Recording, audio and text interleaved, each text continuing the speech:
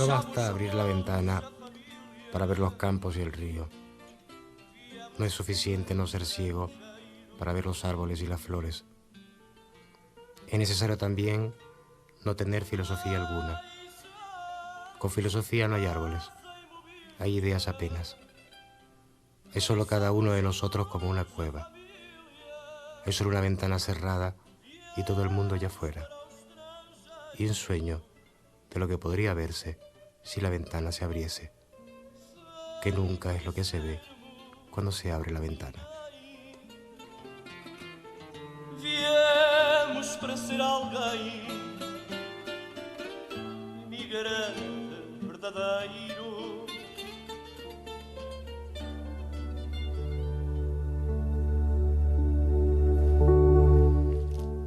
Alberto Caeiro, Ricardo Reis, Bernardo Soares, Antonio Mora y Álvaro de Campos, entre otros, son algunos de los autores de los cuales hablaremos hoy, pero todos desde una misma pluma, la del creador de cada una de esas identidades, Fernando Pessoa. Para ello nos encontramos con Antonio José Márquez, autor de los poemarios Entre sombra y sombra y Lo que falta a todo. Nace en Caracas en 1967.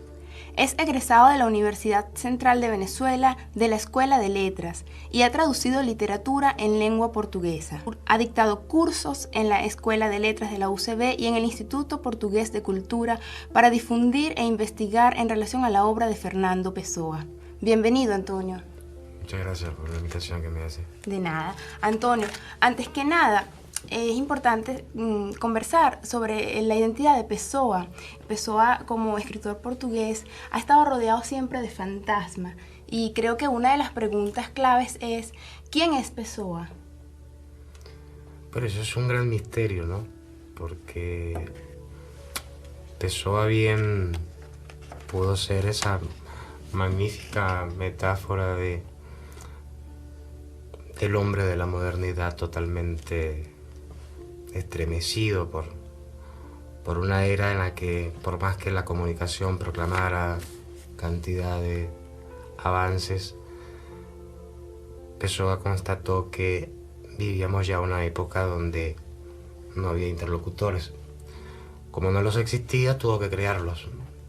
Cosa que hizo desde niño, desde los 7 años, cuando comenzó a escribirle cartas a un tal Chevalier de Paz. Él escribía cartas a Chevalier, Chevalier le escribía cartas a él.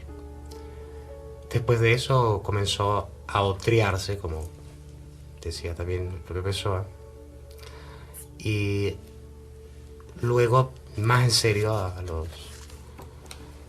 24 años, por jugarle una broma a un gran amigo, el poeta Mário de Sá Carneiro, decide crear una figura un poco bucólica para jugarle una broma realmente larga, y entonces se plantea a Ricardo Reis y Alberto Caeiro en ese mismo momento, sin darse cuenta. También en una carta a uno de sus amigos cuenta que apareció el primero de todos con el nombre que tiene y la personalidad que tenía después, ulteriormente, que era su maestro, Alberto Caeiro. Alberto Caeiro es la piedra angular de todos porque además sustenta una de las imágenes y de los conceptos más importantes en la obra del poeta portugués, que es la idea del neopaganismo que tanto introdujo Pessoa a través de ciertos textos. Ahora, de lo que yo he leído, por ejemplo, encuentro que Pessoa era un hombre tan reservado que él no compartía todas estas necesidades de sus múltiples identidades o sus múltiples yo que vivían dentro de él con nadie. Él más bien las mantenía todas dentro de un baúl, como se descubre posteriormente cuando él muere.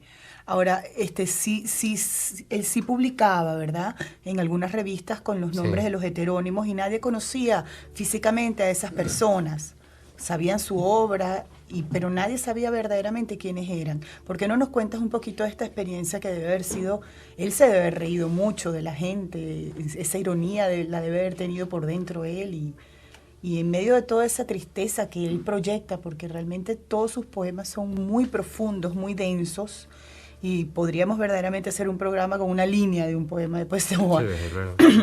Yo pienso que él realmente fue un hombre intenso, entonces no sé si nos puedes hablar un poquito de eso, cómo él ocultaba unos... Sí, habría que volver a situarse en ese, o triarse. Cuando él está en Durban, la primera etapa después de la muerte del padre, él tiene que irse obligatoriamente con la madre a la capital de Sudáfrica en aquel entonces, que era Durban, y se mantiene por allá durante casi 10 años, periodo en el que aprende el inglés a la perfección, va a ser su lengua mental, y además de eso va a considerar la posibilidad incluso de generar otras nuevas voces, aparte de Chevalier de Paz, como son Alexander Serge y James Serge, hermanos, nuevas voces creadas, inventadas por él, y crea también un periódico donde él se asume como director, como humorista, como cuentista, como ensayista. Ese periódico se llamaba O Parlador, el hablador. Incluso había dibujos, caricaturas hechas por él mismo. Se conservan los manuscritos de ese periódico a mano hecho por él mismo. Y luego, cuando ya llega, por supuesto, a Portugal, el panorama cambia porque comienza a enseriarse, comienza a estudiar, se encierra durante algunos años en la biblioteca, sobre todo a estudiar filosofía, a estudiar literatura portuguesa y los clásicos, que ya a los 15 años incluso ya los manejaba, digamos, de atrás para adelante, de adelante para atrás. Incluso obtuvo un premio a los 15 años que era el Queen Victoria Memorial Prize. Y en ese momento Pessoa, cuando llega a Portugal, comienza también ya a vivir ciertas peripecias. La abuela materna, Dionisia la loca, le deja una pequeña herencia y él la despilfarra porque no sabe gerenciar ese dinero con la tipografía que crea. Y a los pocos meses, esa tipografía casualmente llamada Ibis, un nombre por el cual muchos de sus familiares lo conocerán, tal vez por bromearle en relación a ese hecho. Y después ese mismo nombre Ibis lo va también a manejar su única enamorada, su única novia conocida, que fue Ofelia de Queiroz. Ofelia de Queiroz lo llamará el Ibis, así como la familia, y la propia Ofelia también sufriría los embates del juego heteronímico. Ujú. Ahora, hay críticos que hablan de los heterónimos, pero también se dice que más que heterónimos, estos autores creados por Pessoa eran autores independientes como tales. Sí, o sea, no. se habla de múltiples personalidades. Él mismo escribe algo en algún momento que dice: habiéndome acostumbrado a no tener creencias ni opiniones, no fuera a debilitarse mi sentido estético, en breve terminé por no poseer ninguna personalidad, excepto la personalidad expresiva. Me transformé en una mera máquina apta para expresar estados de espíritu tan intensos que se convirtieron en personalidades e hicieron de mi propia alma la mera cáscara de su apariencia casual. Sí, Pessoa en ese sentido fue un gran caleidoscopio y realmente tal vez una de las actitudes que todo el tiempo detona su personalidad múltiple y dispersa es la ironía con la cual está montado todo ese juego heteronímico.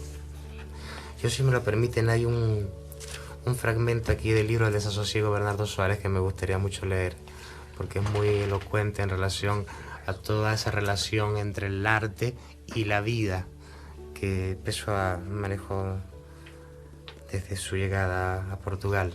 Dice: me irrita la felicidad de todos estos hombres que no saben que son infelices. Su vida humana está llena de todo cuanto constituiría una serie de angustias para una sensibilidad verdadera.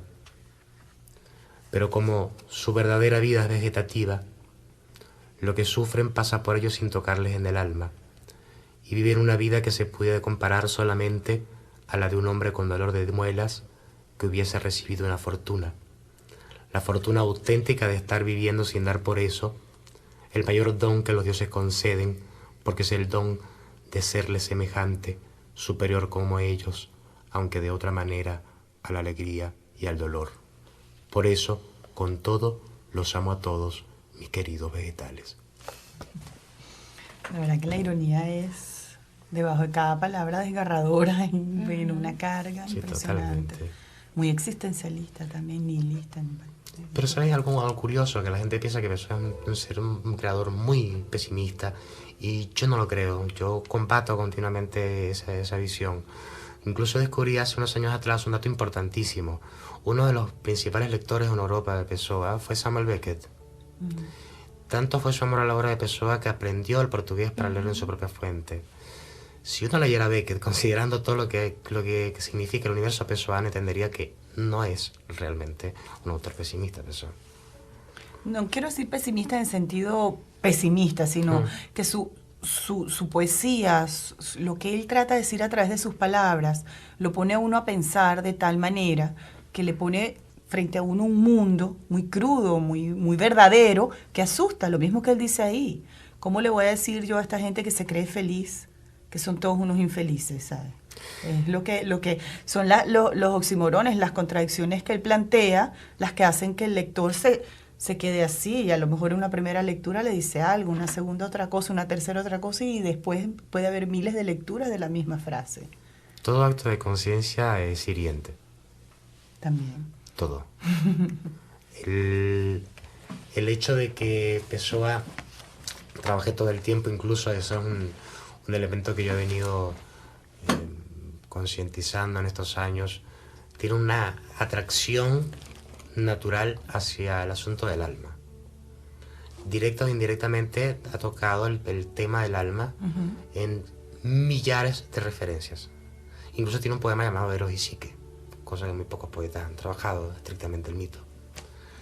Pero sí, todo acto de conciencia, volviendo al asunto, es hiriente. Por consiguiente, no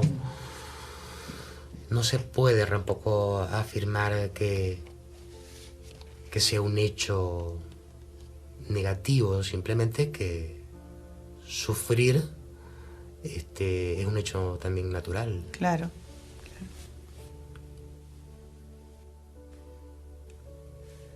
Sueño sin fin ni fondo. Duermo, frustrado e infértil. Dios duerme y allí está el mundo. Pero si yo también duermo con un sueño como el suyo, quizás sueñe con el bien del mal que es mi vida, a aquel sueño que entreveo, en mí lo llamo Cristo. Ahora su ser está ausente, surge lo que tiene de presente, en la ausencia eternamente.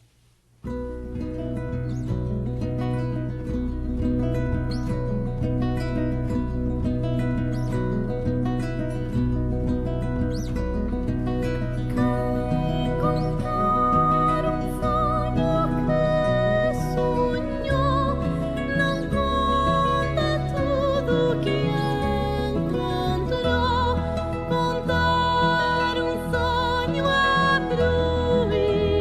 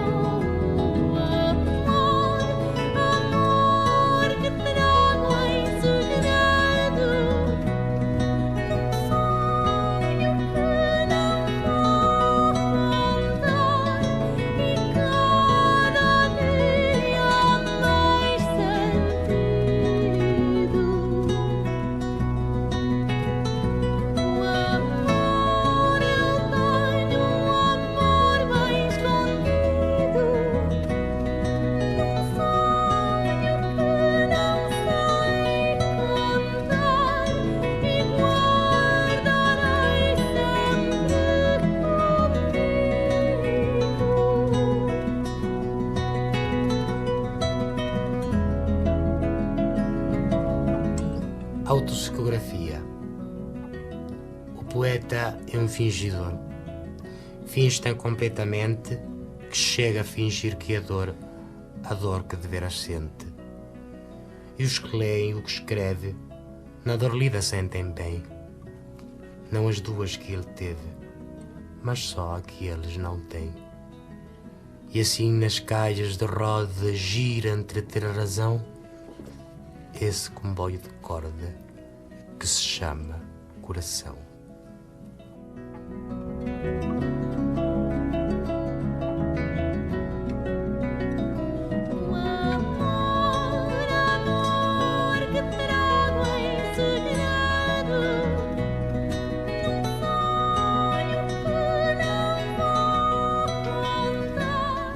Acabamos de escuchar el poema Autopsicografía, un poema ortónimo de Fernando Pessoa, escrito en 1931, Antonio. Sí.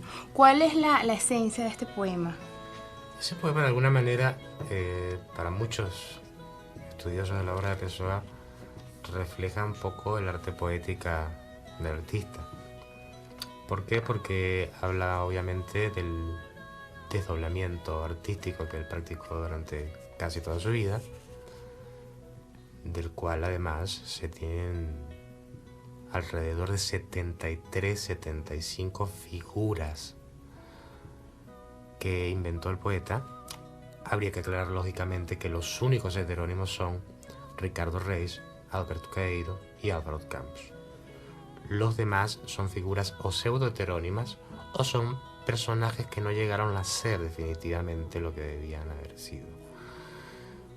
La obra de Pessoa además es un gran rompecabezas. Entonces, esa también es una virtud porque le toca al lector rehacerlo y de alguna forma revisitar ciertos asuntos siendo su propio oráculo, ¿no? Porque realmente Pessoa actuó siempre como una máscara, y Autopsicografías es no más que el reconocimiento de ese vacío también interior y de esa permanente mentira en la que vive el mundo, y como decía incluso en el libro El Desasosiego, los besos son las mentiras que intercambiamos entre todos. Se habla de que Fernando Pessoa era un hombre sin pasiones, sin ambición, sin acción, que además tenía un deseo de inmovilidad, no quería moverse del sitio donde estaba. Entiendo que regresó a Lisboa y después no quiso salir nunca más de allí. ¿Qué hay de cierto en todo eso? Pero Pessoa es muy dual, muy paradojal, muy oximorónico todo el tiempo. Pessoa nunca salió de Lisboa, pero a la vez se movió mucho dentro de Lisboa.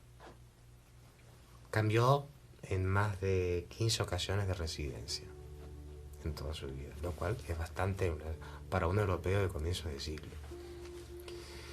Luego, por otro lado, Pessoa también jugó mucho con la heteronimia en relación a la idea del viaje. Pessoa le acontecían cosas como, por ejemplo, citar a Ofelia en la estación de trenes de Chiado, y entonces al llegar decirle a la señora Ofelia Queiroz que el señor Pessoa no podía venir porque estaba un poco engripado. Que había venido Campos. Sí, que había llegado, obviamente su no maestro. No le había dicho que era Campos, pero ella sabía que era Campos. Por la manera como lo entonaba. Ella sabía. Ella sabía. Le seguía el juego. Sí, le seguía el juego, incluso le escribía a un tal Ferdinand Persson y le escribía a otros. Debe ser divertido, ¿viste? Como relación. Claro que sí. Incluso hay otra anécdota interesantísima que yo escuchara de una estudiosa persona hace años.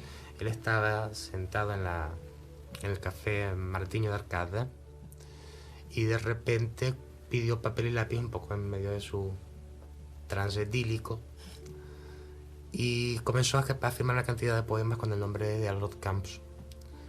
Y entonces le preguntaron por qué firmaba con ese nombre, si él se llama Fernando Pessoa. Y él dijo que el problema estaba en que el que estaba borracho era Albert Campos, no él. Entonces eso habla mucho también de esa actitud un poco irónica y humorística del propio Pessoa, que además es algo interesantísimo de descubrir, porque hay un gran sentido del humor, incluso hay algunos poemas eróticos con un gran sentido del humor que son extraordinarios. Y lo que pasa es que, claro, la obra de Pessoa, una obra vastísima, estamos hablando de 27.500 y tantos textos. Que además pasaron 50 años en recopilar, ordenar, constatar lo que era de él de verdad. Sí, O sea, fue- ese trabajo lo ha hecho la profesora Teresa Rita López, que es la principal investigadora de la Universidad Nueva de Lisboa, que es organizar todo el baúl que en el año 58-59 la familia de Pessoa donó a la Biblioteca Nacional, pero los llamados especialistas del momento lo que hicieron fue destrozar ese orden mental que el poeta había dejado en sobres. Estaban todos los textos además con unas cintas por heterónimos, o sea, estaba todo muy organizado, ¿no? Sí, estaba todo muy organizado, pero después que metieron la mano ahí, inmediatamente tuvieron que rescatar ese orden mental, que es lo que ha hecho un poco Teresa Rita López con su equipo.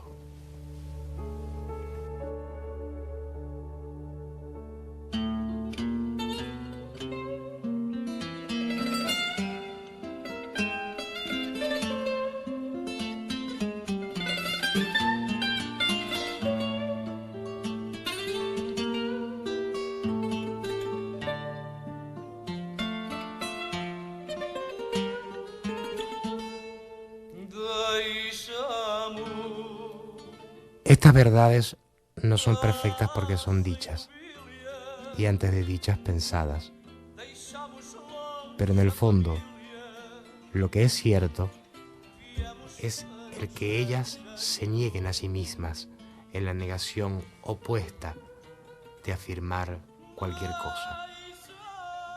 La única afirmación es ser, y ser lo opuesto es lo que no quería de mí. Oh, meu velho Portugal, que fizemos nós de mal.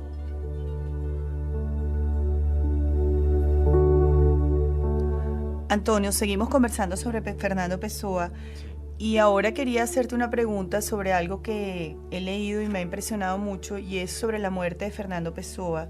Él sostenía en vida que la muerte del alma y el cuerpo ocurría en momentos distintos, y efectivamente cuando fueron trasladados sus restos, su cuerpo estaba intacto. No sé si eso tiene alguna explicación o si lo convierte él en un mito, en una leyenda, en un semimito. Portugal, como en algunas partes de Europa, pero al menos en Portugal yo sé que hay muchos casos de incorrupción. La Santa Isabel, la católica... Quizás era otro. Era otro de repente, muy probablemente. Pero por ejemplo, Isabel la Católica está incorrupta en la Catedral de Coimbra. Y San Jorge está también en la capilla contigua a la Catedral de Braga.